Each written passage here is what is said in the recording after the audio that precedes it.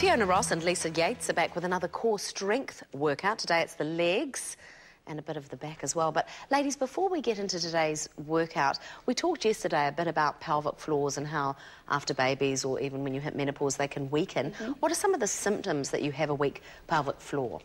I guess the most common symptom, and a lot of people, a lot of women talk about this, is that as the pelvic floor weakens, sometimes when you cough or sneeze or laugh or you bend forward or you pick up something, that you might experience a little bit of urinary leakage. That would be one of the most common symptoms.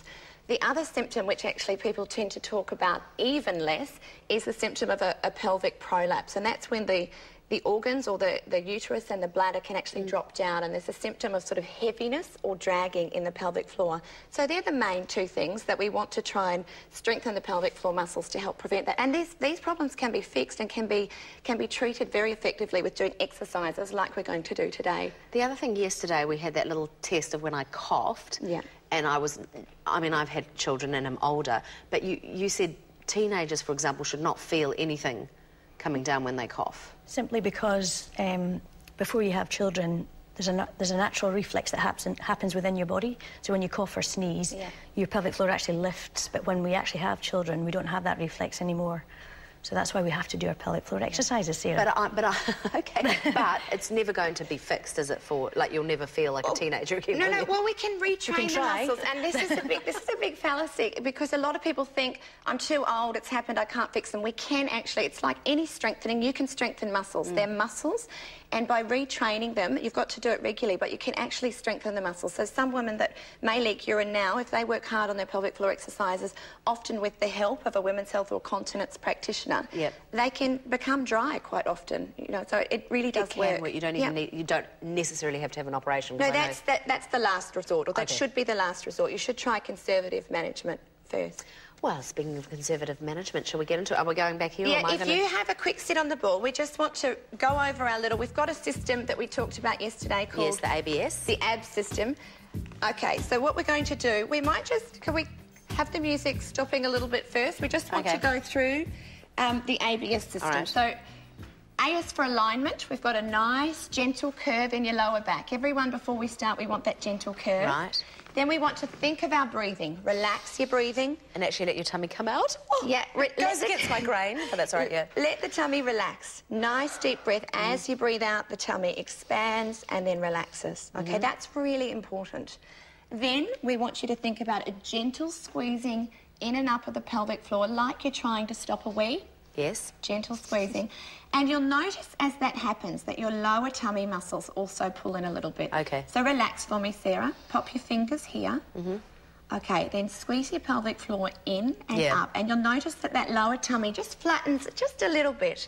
Okay, so that's switching on the core. It's that simple. So we just stay in that position while we do the exercises. So now what we're going to do is just a couple of quick exercises, thinking about those principles as we do it. All right? So what are we starting with? So if you just stand in front of your band, Sarah. Okay. We're going to use our bands as well. Right. If we could have music, that would be great. Okay. So let's stand with one foot slightly in front of the other. We're on the ball of the back foot. So remember that nice posture? Lift the chest. Gently lifting that pelvic floor, Sarah. We're just going to bend our back knee and come down for two. So we're just dropping the back knee down for two and then just gently coming up. So I want you to think a little squeeze of the butt as you come up and check that your knees are over your toes. And of course you're smiling all the way through this one, Sarah. Of course I am. So thinking about breathing, Sarah. Oh, it's so hard to think about everything. A gentle, gentle squeeze in that pelvic floor. Okay, ladies, we've got one more.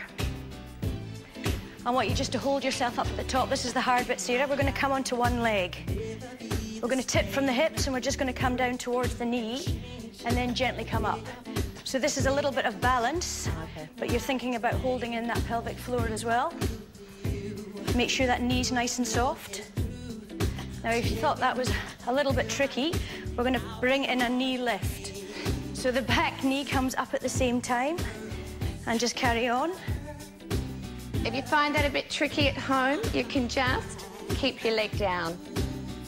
You're just going to give me one more. How are you doing, Sarah? Good. Okay, let's stand on the bands. Just bend down and grab the handles. I'm going to turn side on so that you know where the position is. You're going to cross the handles over in front, and you're going to tip from the hips so your butt goes up. You're going to take your elbows out wide, and you're going to squeeze into your back muscles. And the whole time I'm still engaging those core. Absolutely, yes, absolutely.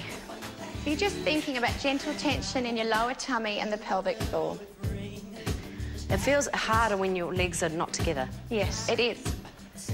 Just do 2 more. And think about squeezing in behind your shoulder blades at the same time. So this is strengthening up your back for your posture. All right. Stand yourself up, Sarah. Grab the handles and tuck them into your hips. Turn your toes slightly out. And we're going to travel to the side with those toes out. This is very cool. And let's go the other way. This is you using your outside butt muscles, which is a hip stabilizer. All right. So this is really good exercise after pregnancy and childbirth. Travel back again. I've never tried this before. We're going to have to leave it here now, but we'll look forward to continuing with this tomorrow. And we're going to be looking at improving balance, flexibility and agility.